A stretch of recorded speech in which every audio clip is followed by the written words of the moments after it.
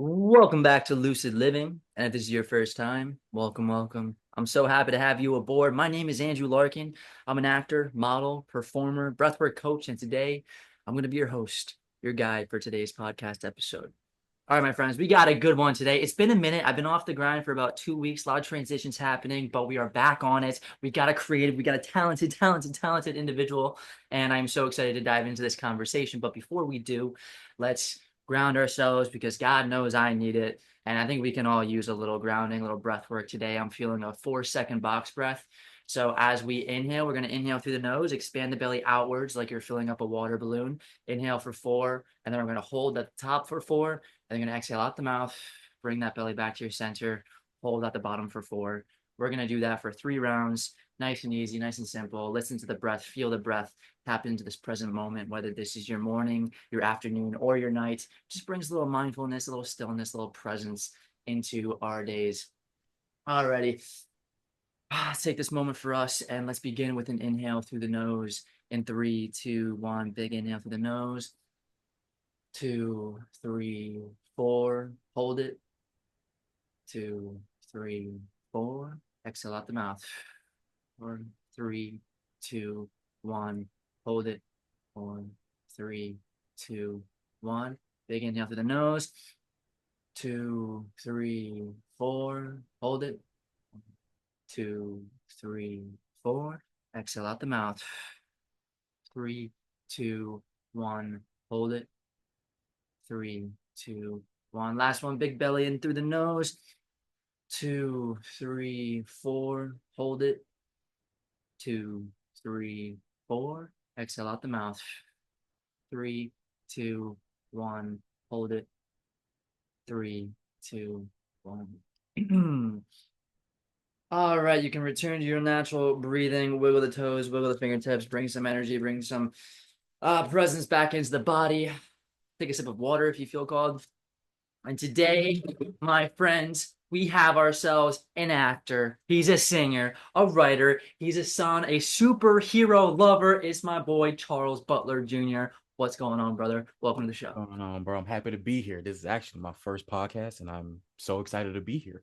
So excited to be here. So I'm thank on. you. I'm honored that you have me here today, and let's get to it. I'm super excited, man. Yes, sir. Yes, sir. I love it.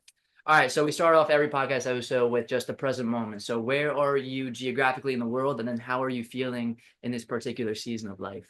Well, I'm currently in Atlanta, Georgia right now, and spiritually, I am here. I am in the moment. I am present. I am healed.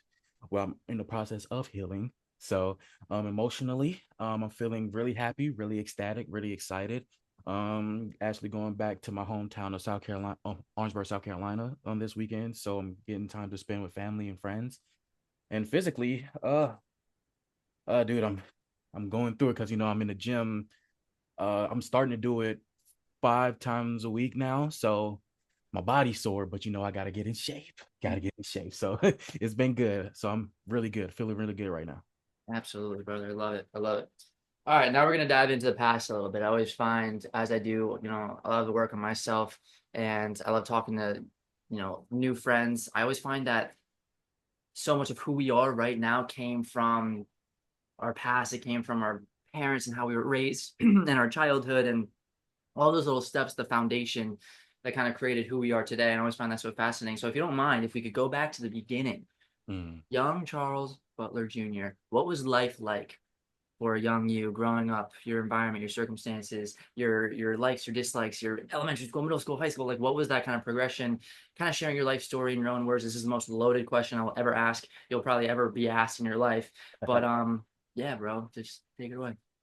Well, as you know, I grew up in Orangeburg, South Carolina. It's a very rural area. And from ever since I was like since I can remember, like 4 or 5 years old, I always had a passion for like entertaining people, making people laugh, making people feel good at heart. And my mother seen that, and she got me into doing theater. So I was doing church plays, school plays, town plays for Orangeburg, and it's made me feel really good to like make people laugh, make people cry, make people feel these different type of emotions, whether it being on screen or even in a theater. or an amphitheater or whatever the theater is taking place at. And I remember when I was in elementary school, it was around fourth, fifth grade. I entered my first talent show and I won first place. And my mom and my brother was like so ecstatic for me because it was. See, here's the thing. My mother knew I had a talent of creative. She just didn't knew I could sing until that talent show.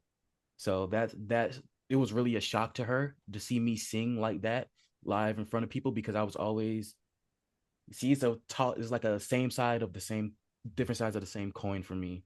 Because I was always a person that loved to entertain and convince people of these different emotions, but I was still at heart like that introvert, like not really wanting to be in front of like a whole group of crowd, but like creatively, that's like a way for me to like express myself. So it was at that talent show that made me realize and made my family realize that like I can like do more. And yeah, that was just like a really surreal moment because even my friends didn't know I had that in me. So it was really exciting for me. So yeah, I also grew up very church like Christian. My father was a pastor. And we was just a whole real abundant close family. And then I moved around a lot. I was in Orangeburg. Then I moved to Washington D.C. during my high school years. Around ninth grade, ninth, 10th grade. I spent my 10th grade year in Washington D.C.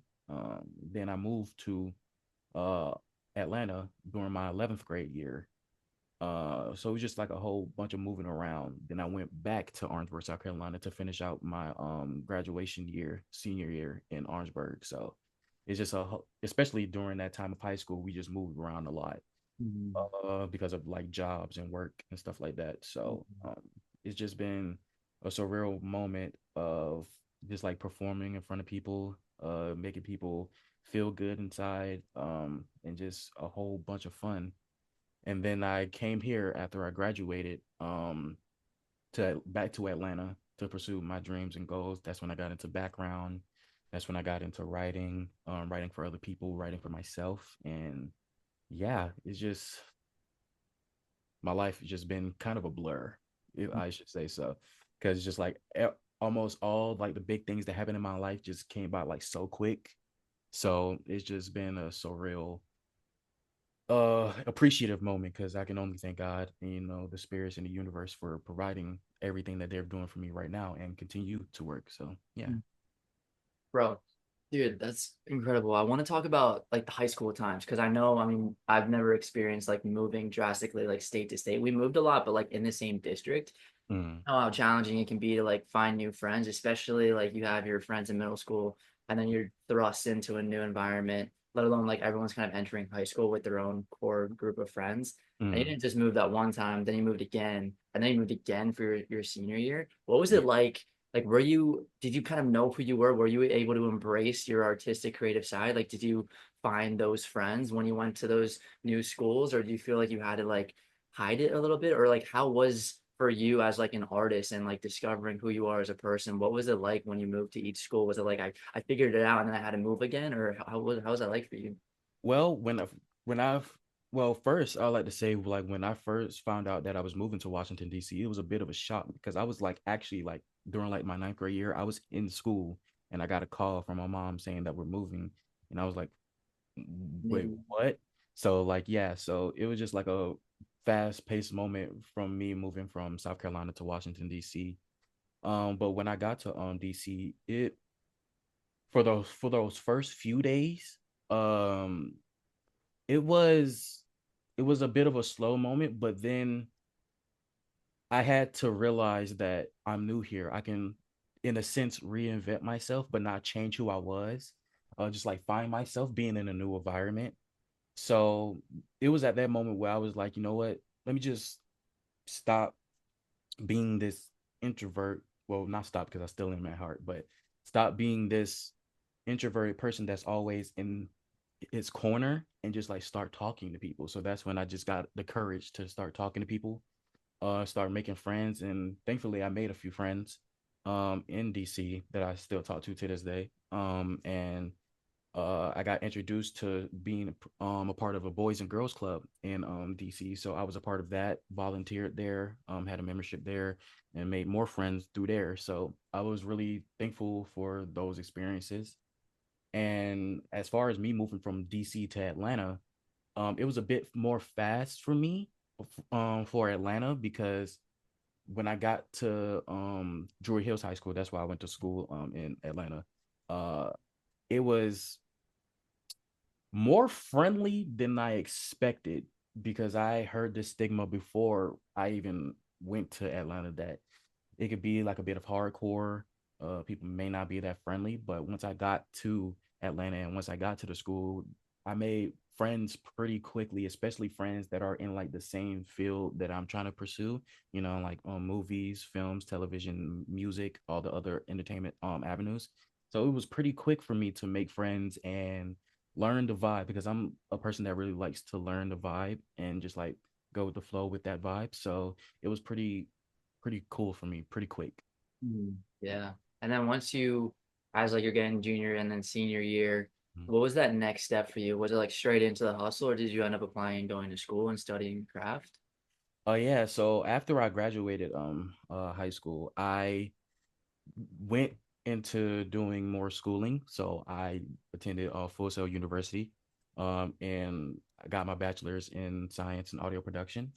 So I didn't really think about the grind per se. I just wanted to like I'm a person that loves to learn. So I wanted to learn more about the business, wanted to learn more about how the industry works.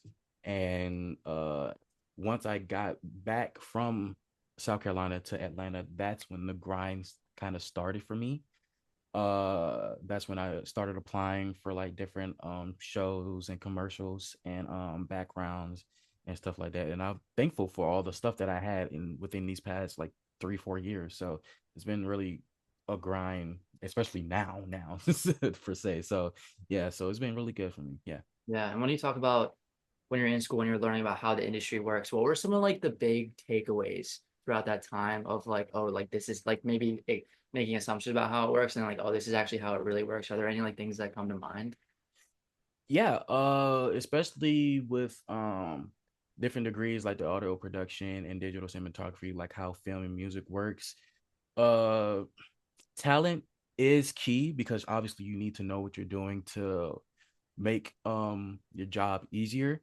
But it's like I really understood when people say it's more so who you know than what you know because this industry is a industry that kind of thrives off of the people that you know and the connections that you made. So that's what really helped me to get out my shell more, to try to talk to people, to try to get to know people, because that connection is what can hold you in the long run, and the talent is what you can show for it. So I think that's the biggest thing for me is to like get to know, get to know your connections and all the other technical aspects for digital cinematography and film about the for example um the different aspect ratios, the different technical aspects with cameras, editing, directing, producing, writing, script writing, all the other aspects. So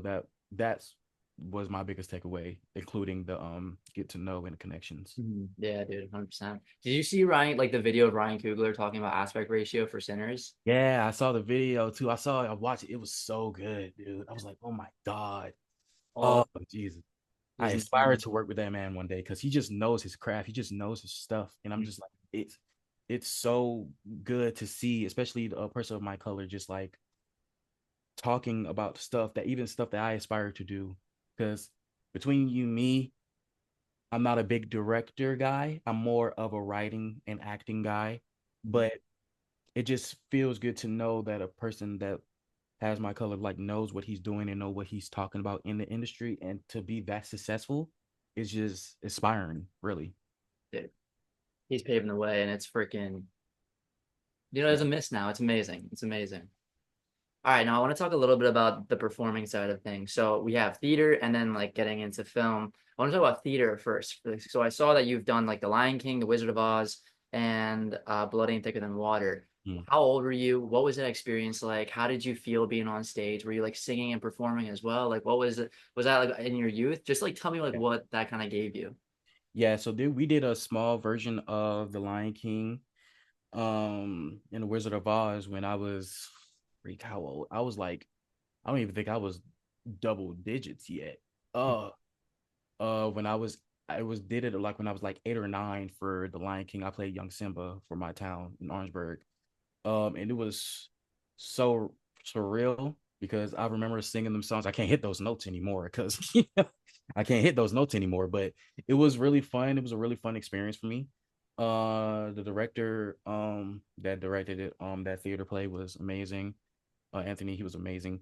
Um, and I remember doing Blood and Thinking of Water. I did that when I was like 16, 17. That was actually for my aunt, Thomasina Williams. She actually written and directed that and performed it for the town and stuff like that. So it was a really fun experience. Like and it helped me mature in my acting because I was like doing theater since I was a child. So I was doing like the little fun childish stuff roles like that. But once I got there, it made me like really take it seriously. So that's when I started taking classes. That's why I started doing research. And truth be told, YouTube is people's best friends for real. People sleep on YouTube, so it is really your best friend when you want to like know like certain stuff. But yeah, when I do classes and stuff, that really helped me take my acting like really seriously. So YouTube University, baby. right. What were some like videos that you like when you were like searching up that helped you? There was this one particular YouTuber. He does this thing. I think the Actors Academy when he goes over different like I remember this certain video like how to cry on cue. It was like this quick little 5 minute thing, and he was going over like different actors interviews about how they got into the business or what techniques and stuff to do within your acting to make it more convincing for the audience and stuff like that. So that was one. And there was another guy, I don't want to butcher his name.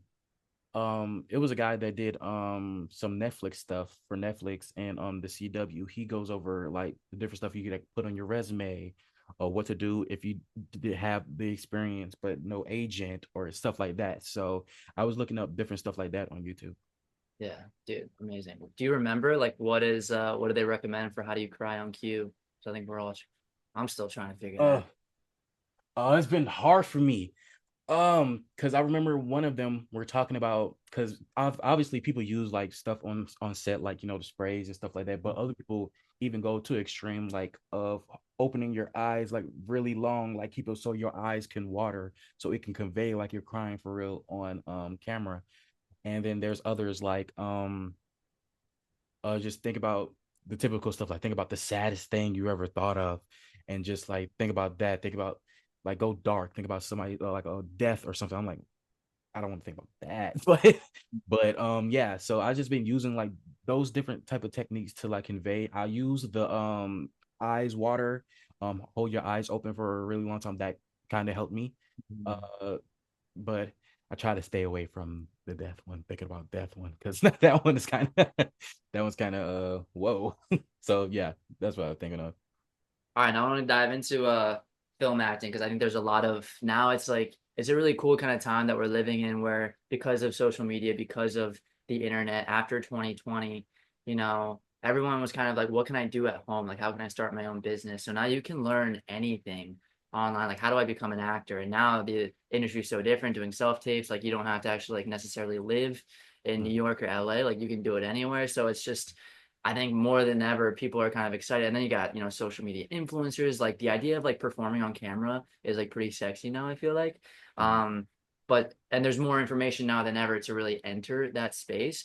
But for someone who maybe has no idea what steps, they just got the inkling, they're like in high school and they're trying to be like, all right, actually, I took a class and I want to pursue this. What are the first steps that I should take? So, what were kind of the first steps that you took in this industry? Because I know you've done background work for Stargirl, Teen Wolf, Cobra Kai. Did you do it for Stranger Things too? Did you? Yeah, yeah, yeah, Stranger Things, like these incredible shows.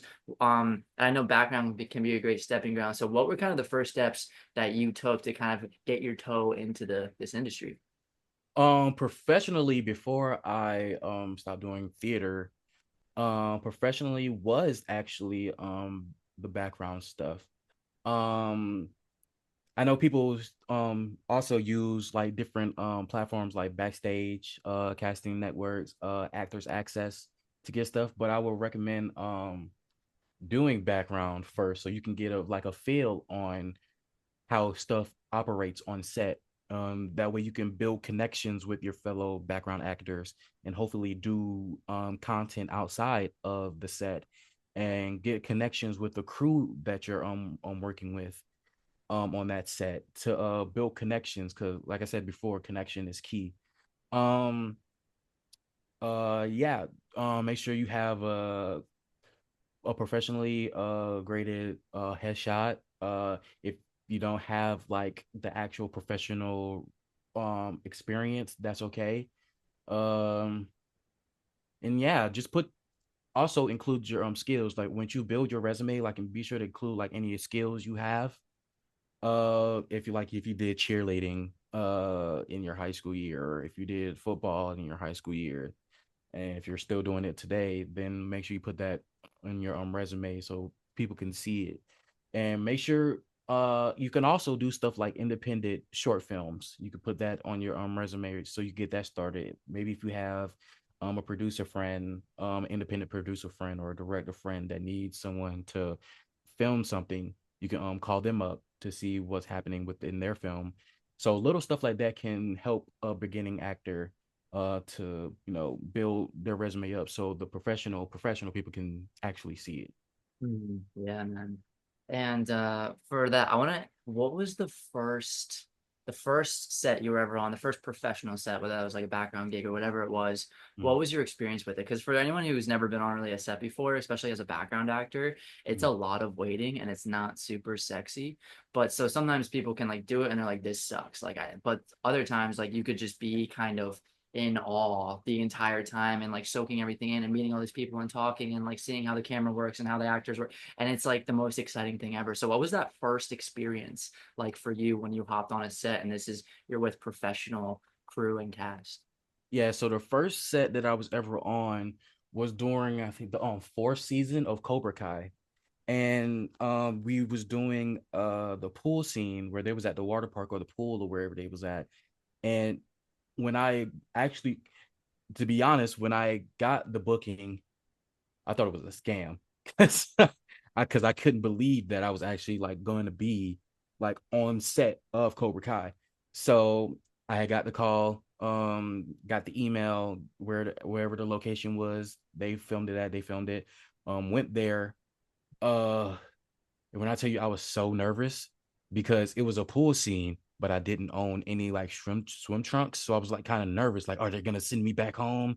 Are they gonna what are gonna do? But they was real the wardrobe people was really friendly. They was really nice. They actually had spare like once people don't get misconstrued, once you get an email of like what they tell you to wear, like if you don't have that particular thing, it's okay because the wardrobe people will have certain stuff for different sizes of people that they can wear for those particular scenes. So don't like freak out like I was just trying to panic like, oh my god, are they gonna send me home, like what are they gonna do? But yeah, so I got there, uh and it was just like the whole scene. I saw like the big cameras, the lighting, and the rails, the rigs, and I was like, I didn't do it out loud, but in my head I was like, oh my god, I'm really on the set of Cobra Kai. And then once the actor that played Miguel walked in, once Peyton Lisp walked in, and I was like I'm in their presence right now. Like I'm actually here. So it was like a very exciting moment.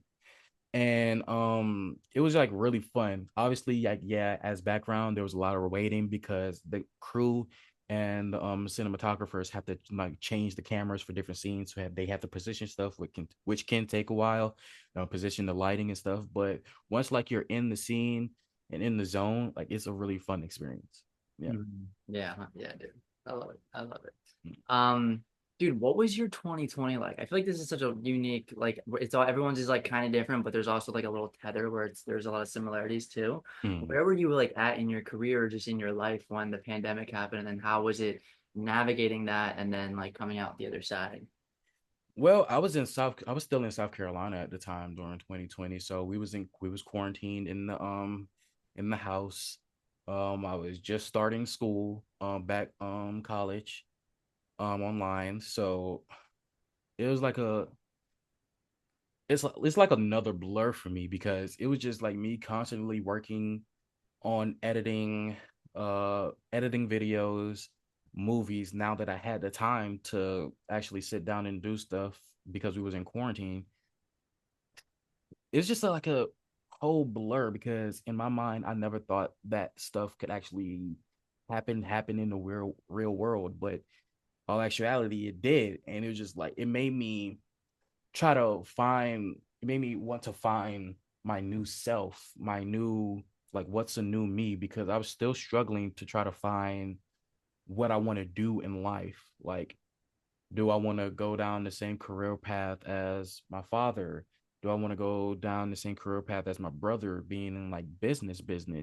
But I'm like, I'm not really a business person. I'm more of a creative. So let me just do what I love, but try to make something out of it.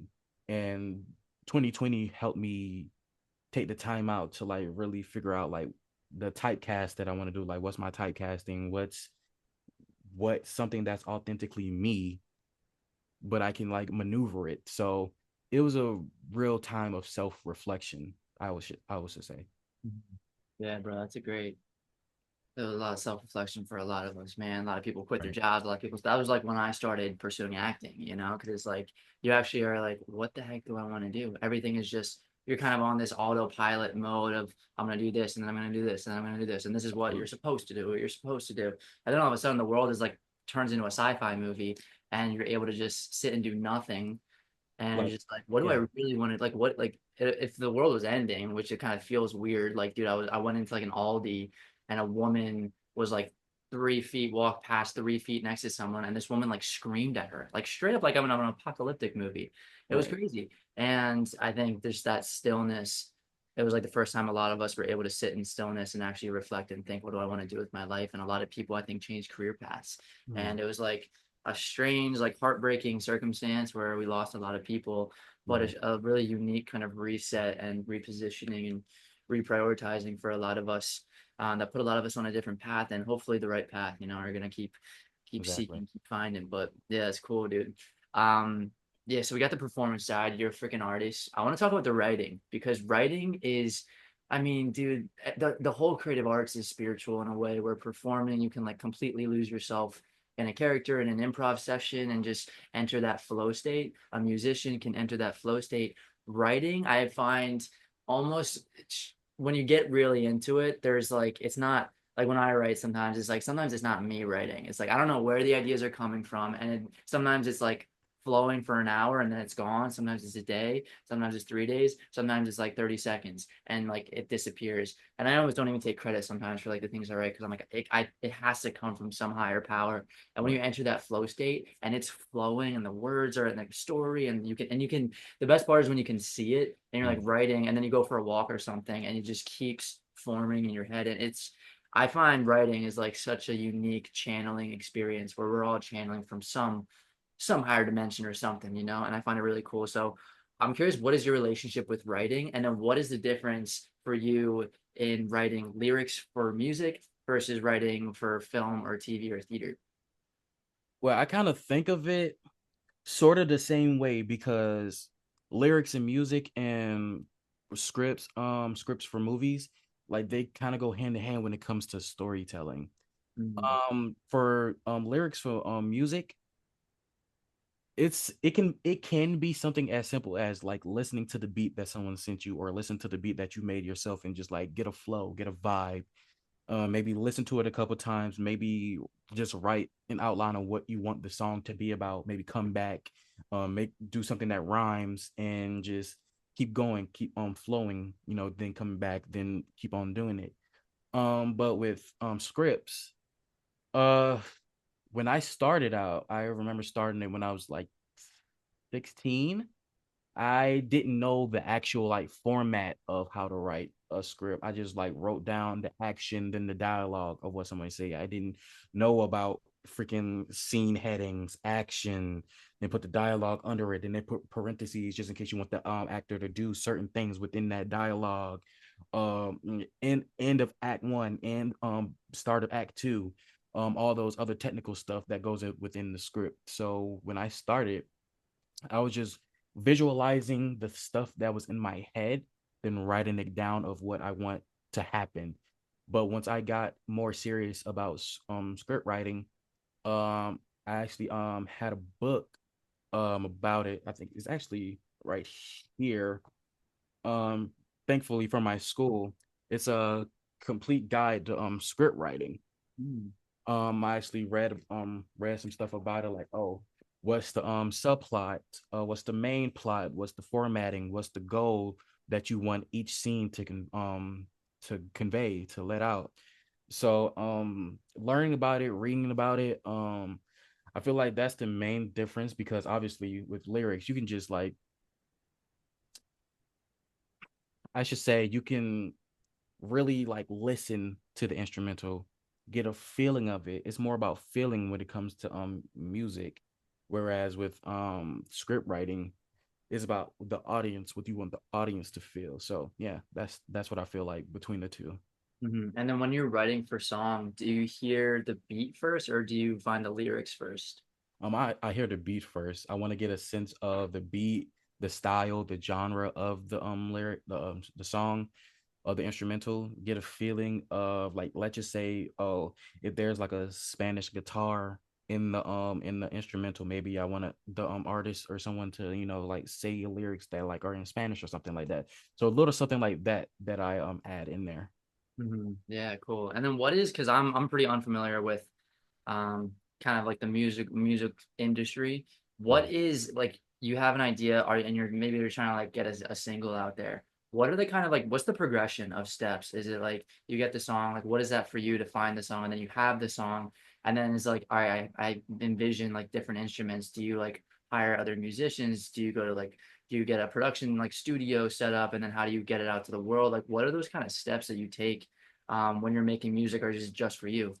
Uh, it's actually both. It's for me and it's for me to put out. It depends on the artist, which on what the artist taste, on how they want to do it. But for me, I'm lucky enough to have my own MIDI keyboard, so I technically make my own beats myself. Then after that, after I finish mixing and mastering, because that's a whole nother process in itself. There's like other like distribution websites that you can distribute your music on, like DistroKid and stuff like that. So they can do like your whole distribution to like Spotify, Apple Music, Instagram. Like, every time you like play a song on Instagram, they put it out through there, and TikTok and stuff like that. So it's a for like an independent artist, majority of them do the work themselves. Obviously some like buys beats off internets and stuff like that, which is fine too, but I just prefer to like make my own stuff. So Yeah, bro. And do you perform live? I used to. I haven't recently in the past like couple years. Would you? Would I would. I would absolutely love to do it. But here's the thing. I have a tendency to like start. See, this is like how my mind works. I have a tendency to like start a song but not come back and finish it until like a couple months later, because I have this block. Then I actually finish the song, then I'm like, should I release this or should I wait and make it like a collective album? Because like I'm currently doing that right now. Because like I have two songs that are semi complete that I want to put in an album. So it's just like certain stuff like that. But yeah, I absolutely love to perform the songs that I make live. Yeah, hell yeah, dude. Hell yeah. All right, now I love every time I get my male like creative friends on here, I love talking about mental health and if you're open to diving into it a little bit because I feel like as artists, a lot of us can be like the black sheep of the family or the black sheep in like just a normal day. Like if you go into a grocery store, there's not a lot of like artists, like when you're like in anywhere. But I feel like it's becoming a lot more normalized and then talking about mental health is becoming a lot more normalized. But the the experience of an artist is very much the circus. It's very much not knowing where the next paycheck's coming from, and the uncertainty and the rejection. It can really like if we take things personally, like if we go throughout it in a certain way, it can really weigh on us and can be really challenging. And the times of war, like the highs can be so high, but that just makes the lows even lower. And navigating that space can be really challenging. So I'm curious, have you experienced certain forms of mental health throughout this, like even whether it's like I'm really creative now and then like there's like a week where it's just like the block is there and it's just like I don't know, or it's like you're between jobs and in between jobs it's kind of, or just like you're in that kind of survival mode where you have to like pick up a shift at work or something. So what is your experience kind of with mental health as you've been kind of expanding and exploring in your career? Well, I still go through that. It was at my lowest around COVID time, during 2020, maybe at the beginning of 2021, when I was going through like this full on depression of like, am I not good enough? Am I not worthy enough to pursue this? Because everybody else is doing the dream that I want to do, but I had to tweak my mind into like, it's like the universe is God showing you that, oh, they can do it too, especially with people that look like you. So just keep going, just keep pushing. But there was moments in my life of questioning my self-worth, in a sense, being depressed, not even wanting to make music, not even wanting to like film or act because I kept getting rejected by different agencies, different managers. They're not accepting me. Maybe for number of reasons why they don't accept you. It could be a number of reasons, but in my mind, it was just a depressing time for me. And even still, today I still have like a couple days where it's not depression, but it's moments where I feel like mentally exhausted to where I have to push back and just like take a breather and like take a walk down to my local forest park, just like breathe in nature, look at waterfalls, look at the rivers, and just I think about what God provided on this earth, the nature, the greens, and you just know like everything will be fine, everything will just be okay if you keep pushing, remain positive. So yeah, there was moments, but I try to find ways to overcome them. Hmm. Yeah, and then do you have like community to be able to like a creative community in your environment in Atlanta?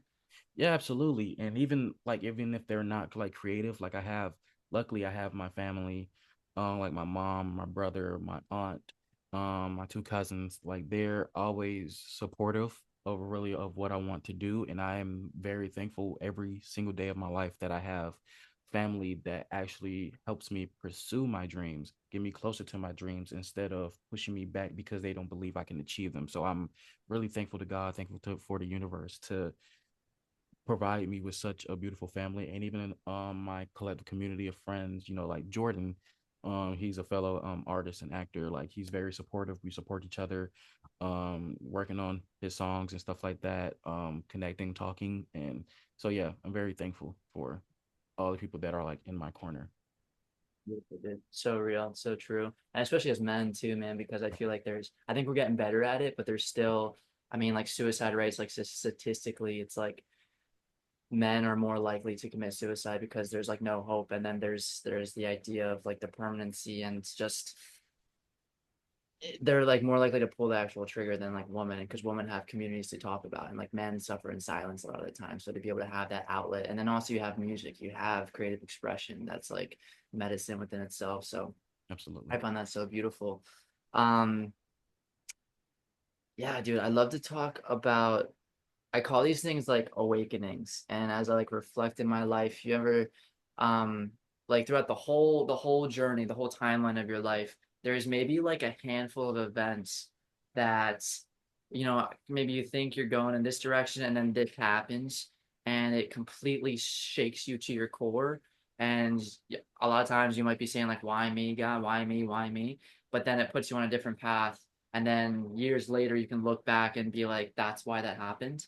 And I call these kind of awakenings, and there's maybe like a few times that kind of happens. And I'm curious, is there ever a couple moments in your life where that kind of happened where something, an event happened that kind of like shook you, like it could be like a rejection, a thing, like a this. And I mean, I feel like the pandemic is like an example for a lot of people, but Mhm. those moments in life where like you thought this was going to happen and then like life just abruptly did it and then put you on a different path that's kind of possibly leading you in the right path.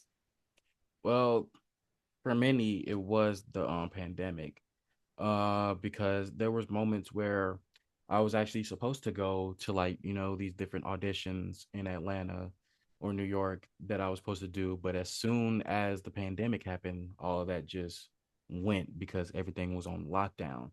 And that really shook me because like you can ask my mom, I'm really an excitable person. Like I get excited very easily. And when my hopes are like high, when stuff like that happens, it just makes me fall under the depression. That was some of the reasons why my depression even started during that pandemic.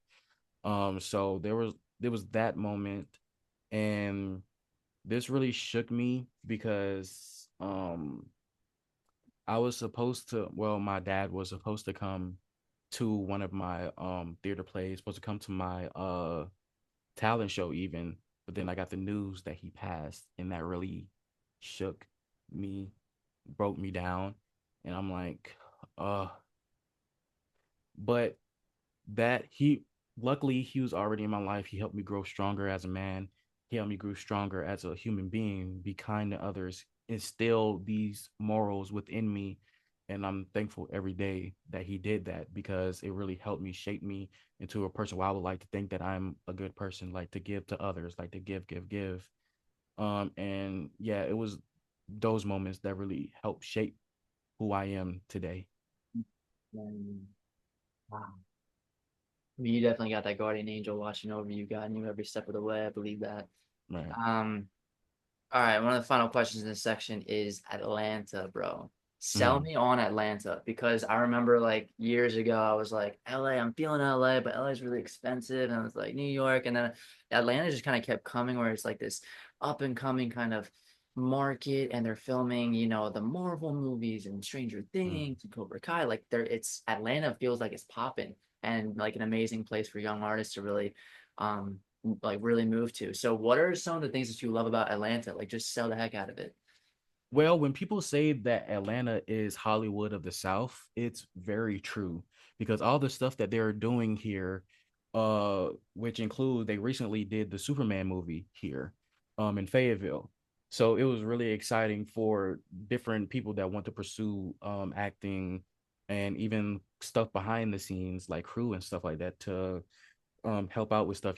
Tyler Perry's here, and like you said, the Marvel stuff is here. So there's a lot of stuff here for different actors and even like different people that want to pursue music. There's a lot of small and even big recording studios and recording companies here that's doing music, especially for independent artists. And within independent creators, they're coming here for short films, independent short films. If they want to grow their business within production studios, they can do that on their own because of the taxes that are here. So Atlanta is really a place where if you can't afford to go to LA because it's either so far or it's like too expensive or stuff like that, Atlanta is really a place here for independent creatives that want to pursue more. This is where they come. Amen, dude. I gotta make my freaking way down there. I've never been to Atlanta. Never been. Right. And that's Um, the crazy thing because I never been to New York, but I was almost at New York because of the yeah. yeah. Yeah, we'll have to do a little housewarming swap. Right. All right, my dude. Now we're gonna dive into the future. So I'm always like a little hesitant when I ask this question because part of me is like, let's speak our dreams, wants, and goals into existence, and Mm. like talk about the goals that we want to accomplish in the next like 6 months, 1 year, 5 years, 10 years, 20 years. But then also part of me really likes the idea of maybe keeping it close, letting the work speak for itself. And then when the work comes out, then we can like talk about it. So, however you want to answer this question about the future goals, dreams, ambitions, it could be a mood board of feelings, it could be a vision board of colors. It could be what do you want? What are your dreams for like the next week, month, 6 months, 1 year, 5 year, 10 year, like anything like that. So, however you want to answer this question of dreams for the future, yeah. Well, for the future, because I'm big on manifestation and affirmations. So whatever you say out, even the stuff that you write down in a journal, say it out loud with yourself in the mirror, or just say it out loud and say it out to the universe and God in general. So, well, my biggest thing is obviously I want to take the acting seriously. Obviously, and within the next 5 years, I do see myself leaving Atlanta and pursuing like more like once I get the finances up more, because Atlanta is nice, but I want to like travel to more places, travel to different places. So my first thought will probably be to be Los Angeles. um and I see myself within 5 years being in like a big actor, like, just like working, taking this seriously, even more seriously than I'm already doing right now. Hopefully getting one of my scripts out there, having the production company see it, wanted to work with it. And truth be told, if James Gunn keeps up this DCU, I would love to be a part of his DCU. This is one of my later questions. I'm gonna save it for later. I'm gonna save it for later, but Yes, yeah, we're gonna yeah, talk about superheroes. All right, now we got some because we're a very official podcast here. We got some rapid fire questions here. Some of them are serious, some of them are a little silly, but yeah, sure, take your time with it, honestly. yeah. So my brother, what would Mm. you say right now brings you the most joy? Oh, food, food. What's Love food. your All right, now I gotta follow that up with what would be your last meal What would be my last meal? ever? Oh, it's a toss up between good Japanese food or like a good heaping of chicken Alfredo with a side of Texas toast.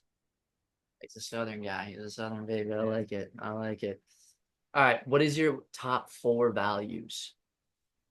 My top four values. Let's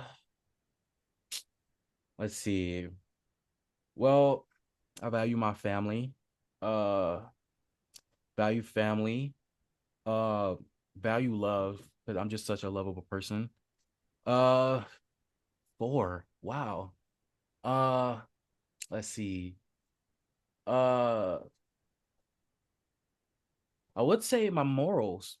Um, because I wouldn't say I'm very traditional, but I do believe in traditional aspects, you're like opening the door for someone, saying bless you, thank you, stuff like that. So I would say my morals, morality, and oh, I value nature, what God and the universe provided. I love nature. I love going out. So like I treat nature and the environment with such care because it's beautiful. It's basically, I wouldn't say once in a lifetime experience, but it's just something that's so grand and so beautiful and so breathtaking. So yeah, I would say that would be my fourth is nature. Yeah, I love that. I love that. Now, as I was sitting with kind of the intention for the show, I really wanted to like focus on celebrating guests, and I feel like sometimes it can be hard for like ourselves to acknowledge some of the things that we've done in life and Mm. celebrate ourselves. Like it's like sometimes easier for other people to say it, but then for like me to express it myself can be tough. So I want as you like reflect on your life, on your journey, what is one moment, maybe the first one that comes to mind of you went through something tough or you just went through anything and you came out the other side and you were really proud of who you were, what you did, and just a moment of pride for yourself. What's like the first thing that comes to mind? That talent show actually, because I was a nervous wreck when I entered it. I didn't believe in myself. I thought I was gonna be last actually.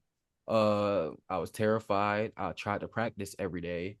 I was trying to keep it a secret from my family because I didn't want to be embarrassed because they didn't know. But once I got into that talent show, I won first place, and I was like, "Whoa, you really liked me." So it was just like that moment. I was like, "Oh, okay, I can do this. I am stronger now. I won't have to be as nervous now." So that would say the talent show would be mine. Bro, once a production company wants to make a biopic of your life story, that's gonna be like such a great scene. Right. It's gonna be the young actor, young you going through the talent show. I love it. All right. What's your spirit animal? My spirit animal. Oh, that is a good one because I remember when I was like in middle school, early high school, there was these YouTube videos that were going around of like, oh, which Marvel hero are you? Oh, which Power Ranger are you? Oh, which animal are you? So I would say in my heart of hearts, a lion. I would Mm, say I'm a lion. I got a heart of a lion. I'm noble. I'm strong. I can be stronger. I have loyalty, respect, stuff like that. And I really care about the family, my tribe, and stuff like that. So I would say a lion. great answer. It's a great answer. All right, now I have to follow up on the Power Rangers thing. Are you a Power Rangers kid? Oh, dude. Bro. Am I a Power Ranger? You're talking to somebody that literally cannot wait for the reboot. Okay, wait, that's happening, right? Yes. Okay, also gotta ask, what did you think about the one with Baker Montgomery, like the last live action? I felt like we left wanting more because it felt like we didn't get enough of them in the suit. But once the end credit, the after credits came of the green jacket, and for the people that are Power Rangers fans, you know who the green jacket means. We just left wanting more, and the sad thing that we didn't get a sequel is very sad. So Bro, I yeah, freaking love that movie, dude. I was like, this is like a gritty indie, like teen fit, like like film. And then I they tried they to make something it like needed a second one because the second one would have been all of the stuff that we were like craving and wanting. And I'm right, just like, exactly, and I exactly. thought the cast was incredible, bro. I mean, the It really cast was was, especially R.J. Seiler, bro. He was he's a a perfect superstar, Billy, bro. Shout out to R.J. That man was an amazing Billy, bro. He was dude. I'm amazing. excited to see what he keeps doing. He's been in some cool things. Right. Okay, wait, I got it. Sorry. The OG like TV shows. What was your favorite one? Um.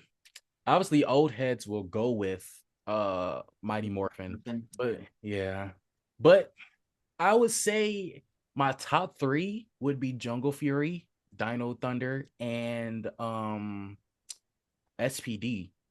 Oh, SPD. That's the one where the train like the underwater. SPD. Oh no, the underwater one. The Oh yeah. underwater one, I think that was there was many underwater ones. The other water one that I'm thinking about is Lightspeed Rescue. What's SPD? Were they the ones that were like surfing, like flying when they like? Oh, that was Ninja Storm.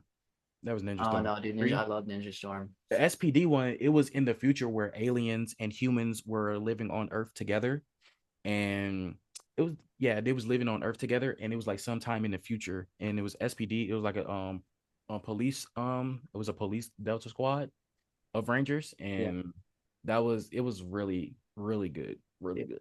I freaking like a year, no, probably less than a year ago. I went on YouTube. It was the most like I don't I struggle to articulate what nostalgia is and feels like. I've Mm. never experienced more nostalgia in my life because when I was a kid, we would watch like on Saturdays. You had like Disney Channel, like Sweet Love Zach and Cody at 9, and then like That's So Raven, and Yeah, then at that like 12 it would be Power Rangers. So like all my childhood Power Ranger episodes, I like watch. And it was obviously like very different watching it as an adult than as a kid. But I mean, you don't it was realize like the cheese, dude. You don't realize the cheese that went in it, but it's still so good because it's your childhood, basically. So yeah, so good, dude. Ah, okay. Dude. I'm this reboot, but it's gonna be fire. It's gonna be fire. yeah, I'm hoping because I think they say that they're going to be filming in the UK in January, I think. Wait, So do they have a cast? I think I saw a picture. I don't know if see that's the thing. I don't know if that was the official casting because I don't think anybody announced it officially. But from what I've seen, I think one of the actresses that was in the High School Musical, the series, I Mhm. think she's one of the Rangers. Interesting. Interesting. But I say this, as long as you keep the Red Ranger the leader, I am fine with it. I don't Wait, care. is that even like a question? Like that someone else would be the leader? As I don't care I don't even care because they love to change stuff, and I'm like, just keep it at its core. Just keep it at its core of what Power Ranger is, and we'll be fine. So Mhm. I'm I'm just waiting for excited. that. I'm excited for that. Nice. All right, this is a bit of a doozy of a question, Hmm. but so you can take your time with it. What is a book, a movie, or a TV character that you would say is most like you? Mm. Can I say a mixture? Sure. I feel in my heart of hearts, I'm a mixture of ugh, I'm a mixture of Harry Potter with a splash of Tony Stark and another splash of Carter from Rush Hour, Chris Tucker. I like, dude, that's amazing. Yeah, because with Harry Potter, he cares about his friends, but he also has a sort of weight on him because of his backstory. And with Tony Stark, he got this kind of sarcastic but very intelligent side of him, but he also cares about his family, as you see him in Endgame. And with Chris Tucker, he's just a class clown, and I love him. And he just I people said that I was a class clown in high school too, so I was like, cool. I would much rather be like him. So yeah. Chris Tucker's the goat. Fun fact: we share the same birthday. He's the Oh best. wow. Oh, another fun fact. You ever watch Henry Danger? No, I never did. Is that a Really? Disney Channel show? It's a Nickelodeon. Ah. There's an actor on here. We shared the same birthday. There was an actor on there that we shared the same birthday. I forgot his name, but he was one of the friends of Henry on that show, and we shared the same birthday. So I was like, oh wow, I didn't know that. Pretty cool, dude. It's always like IMDb. Like they Mm. always at the bottom will show like it's amazing how many people have the same birthday. Like it's like just Right, right. wow. Wow. All right. Who would you say might be one of we talked about like Kugler, but who would you say is one of your like creative inspirations? Could be an actor, director, writer, musician. Um, Christopher Nolan, I would say, is one because his movies are like so grand and just like so intricate, and his style is like very intricate as well. So I would say Christopher Nolan. Actor wise, obviously gotta go with Denzel. That man, I aspire. See all the people that I'm naming right now. I aspire to work with them someday. Like you can That believe. one. So you got Denzel. Um. Uh. Oh freak! I don't want to. Keep on. I'm so bad with names. Joaquin Phoenix. Him. Um. And many others too. And it's just like I watch their stuff and I watch their films, and it's just like, especially with Joaquin Phoenix with Joker. Oh my goodness. Oh my goodness. Amazing. Um. Yeah, them two and Chris Evans, obviously. Great actor, cool guy. Yeah, I would say them as well. Great answers. What's your comfort film? It might not be your favorite, or it might not be like the best film in the world, but it's like the one that you constantly go back to when you're just like, I need to feel good. Um, I have one. Um, it would probably be Harry Potter. Which one first?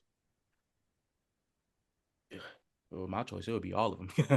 But the one that I constantly go back to will probably be Goblet of Fire, Mm. because I just like the synopsis of that story of them just like being in the game. Mhm. And and I say this, it's always Harry, dude. I'm like, bro, this man can't catch a break. He almost has it as bad as Will from Stranger Things. Jesus Christ, dude. He just can't catch a break. And I'm like, okay, whatever. But Dude, what's your take on the new TV show? I think they're in production now. um I saw the pictures for it. I They're saw the pictures for it. babies. Yeah. Now I would say this. It's not bad. I actually enjoy it. They're sticking with the look of it. They're sticking with the look of it, and I appreciate it. I just gotta like see the story first. Like character wise, they look good. I don't have no notes on that, but I gotta see the story. Mm-hmm. Yeah, Yeah. good stuff. Good stuff. All right, the real talk. Mm-hmm. Give me your Mount Rushmore superhero movies. Oh, fuck, you got me on the wall here. Well, first I gotta go with the Superman movie from the 70s. Like that gotta go. Christopher Reeves. Yeah, yeah. And How then, was I know you just saw the I saw the Superman this past weekend. What'd you think? oh, dude, oh my god, oh my god, Is DC back? Or are they here? I guess I don't know if they were ever there. dude, dude. I'm just waiting for the sequel because James Gunn said that there was a sequel in development. I can't wait for it. I'm excited. I like this movie. I love this movie. Jesus Christ, Superman. David Cornsway to Superman. I'm just gonna say this. Chris. I love Christopher Reeve. He'll always be my number one. But David, oh my goodness, amazing, amazing, amazing. Lois Lane. We never seen a Mister Terrific on screen, like full movie on screen, and the fact that the first time we got him and he got it right. Oh my goodness, I love it. I love the movie. I'll just say that. I Mhm. can't wait for the sequel. What was Hopefully, your what's your hopefully, thoughts on Lex Luthor? Nicholas. Lex Luthor. Oh, he's just a petty bastard, and I love it. He's just a petty bastard, and I love it. Oh my goodness, and the fact that I don't want to spoil it. I don't want to spoil it for the people that didn't see it. Spoilers, no spoilers. I don't spoil it. But all I can say is he's a petty bastard, and I love that for his character. I love that for his character. I can't wait. Mhm. Hopefully, if James gonna see this, Mhm. James. That's right. We'll get there. We'll get there. man, we get there. We get there. We get there. But yeah, I loved All right. it. So the original Superman, Yeah, so the original Superman, the Batman from eight, I think it was 89 with Tim Burton. yeah, yeah, I would say that one. Is he your Batman? Is Michael Keaton your Batman? He's a very good Batman. I'll say that. He's a very good Batman. I do enjoy Christian Bale's version a little bit more, but I do like Michael's version of Batman a Mhm. lot. So it's a toss up. It just like depends on the day for me, like of what I choose. So yeah, we got the Superman and Batman movie. Um the Mount Rushmore, don't make this hard for me. The original The Avengers movie, because that brought the Avengers together. So I would say the first Avengers movie from 2012. Um and then last,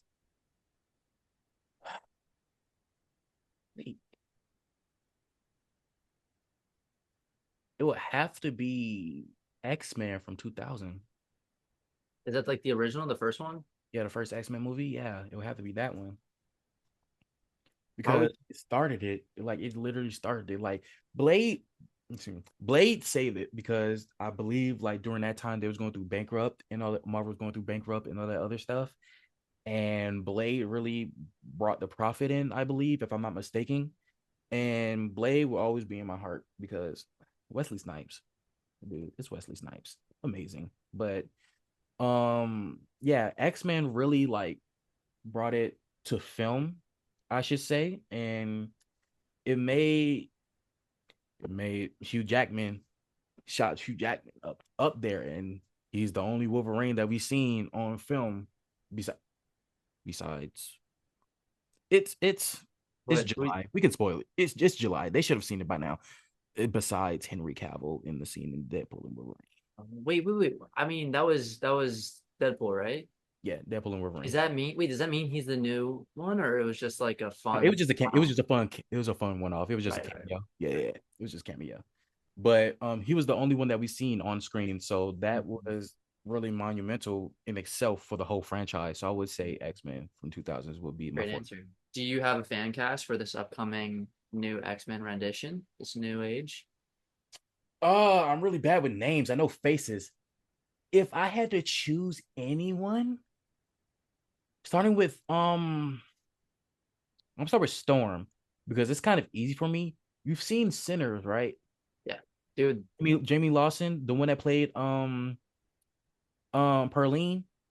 was she the one that was getting it on with the Yes, Preacher Boy. yeah, dude, she's a freaking superstar. I was just watching the Batman. She's in the Yeah, Batman. she's in the back. She's Yeah, in yeah, another massive film. I'm yeah. like, she's Um, popping off, bro. That's a great fan cast. yeah, she will be my Storm, and she's also in the upcoming movie The Running Man. That's what it was. Yeah, Yeah. Yeah. yeah. And for Wolverine, it's hard because Hugh Jackman, that's so hard. That's like really cut. It's like hard to fill someone else's shoes with these type of roles, iconic roles. But if I would have to choose, I forgot his name. He's the guy that played Eggsy on the Taron Kingsman. Egerton. Taron Egerton. That's what Yeah, I'm thinking. yeah, him and Cyclops. He's just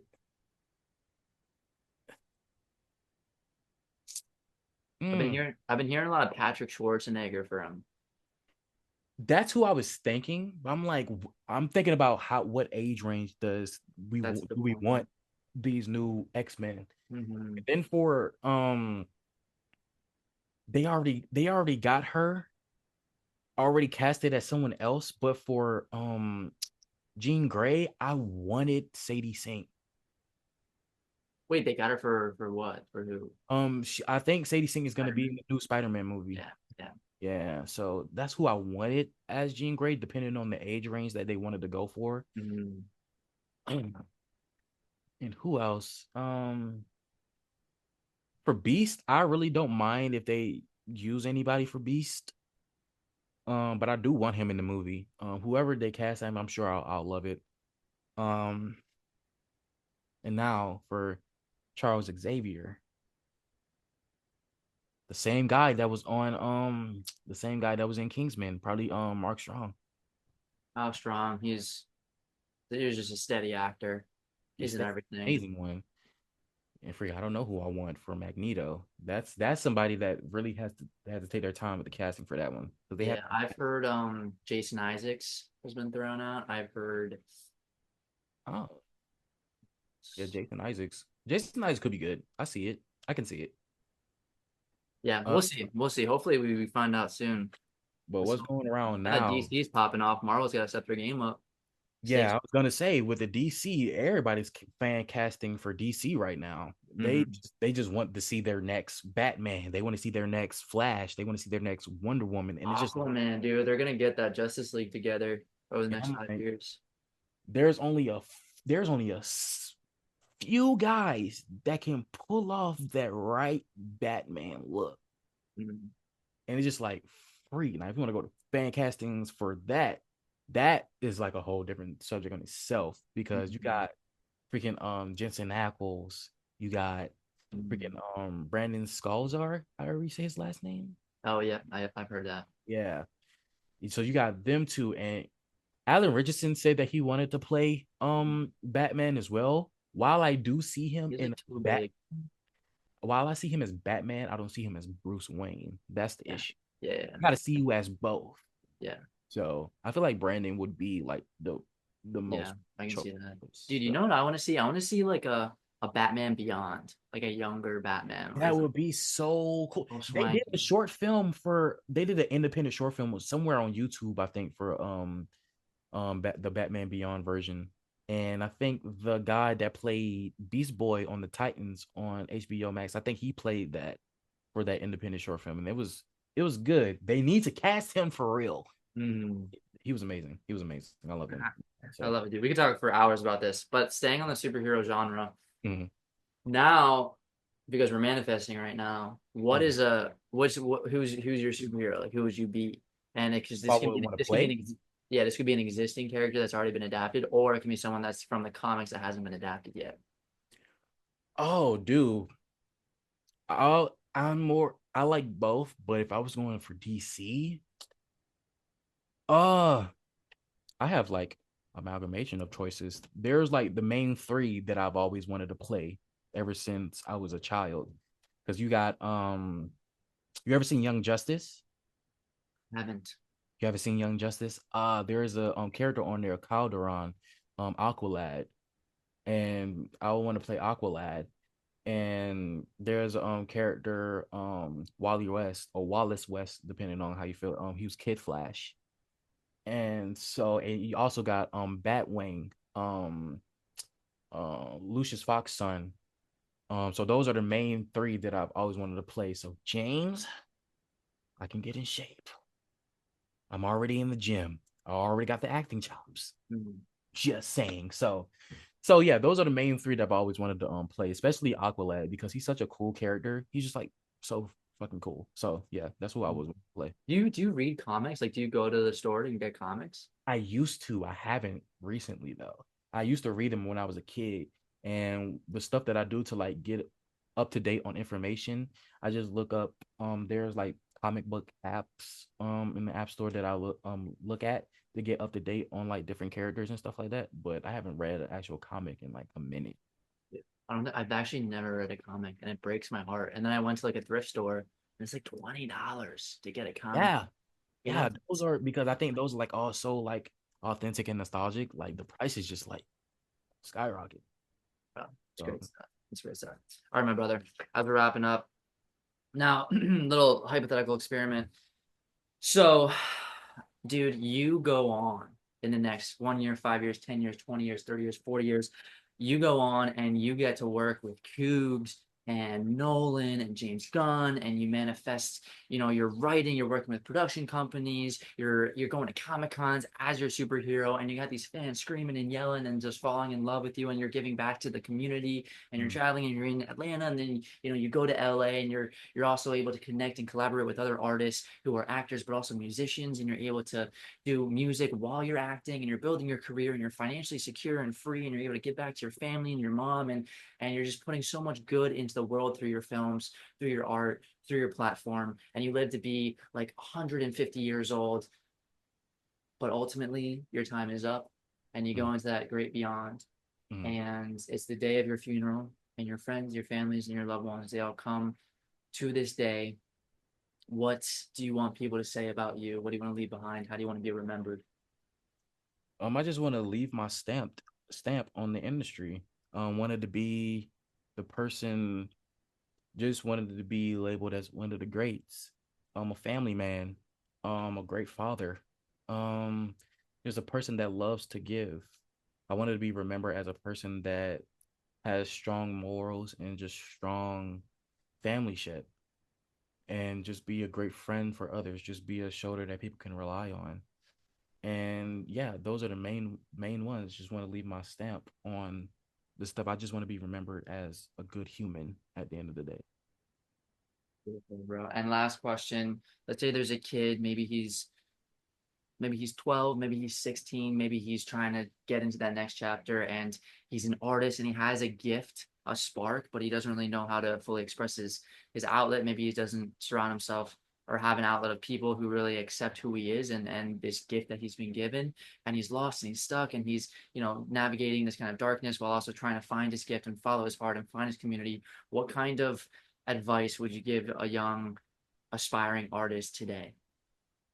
First and foremost, I would like to say never give up, because you will have moments where sometimes you will get a no and it can be jarring, but don't let those no's derail you from what you want to do in your path. If you know you have a gift, keep going, be positive, keep making connections, keep building yourself, keep building your resume so that people can see the things that you can do, and just just be a good human at the end of the day. Just be positive, and positive things will come to you.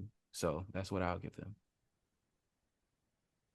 Charles Butler Jr., my brother, dude, I appreciate you, dog. I love you so much, man. It's been such an Time, man. honor to have you on Time. here and just kick it. It's been a minute. It's been a minute. But before I let you go, my dude, let the audience know, where can we find you? Where can we support you on this journey? Well, you can find me on my Instagram mainly at Charles Butler Jr. underscore. And be on the lookout because I'm still working on that Bay Cliff. I'm still working on that Bay Cliff, and I'm working on a new script that is in development right now called The Undivided. It's a sci-fi genre that hopefully my boy Andrew will be a part of.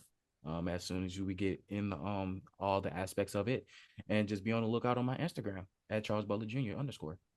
Bro, wait, is this a series? Is this a film? Is this a As a short? for as a film. Bro, you're writing. I want to just like anytime like you're writing anything, as I've been connecting with more creative friends, I'm always kind of just like, because we're all writing nowadays because we're all trying to create our own stuff because opportunities can be tough to come by. If you ever want to like shoot anything, like need ideas, need a backboard to kind of bounce ideas off of.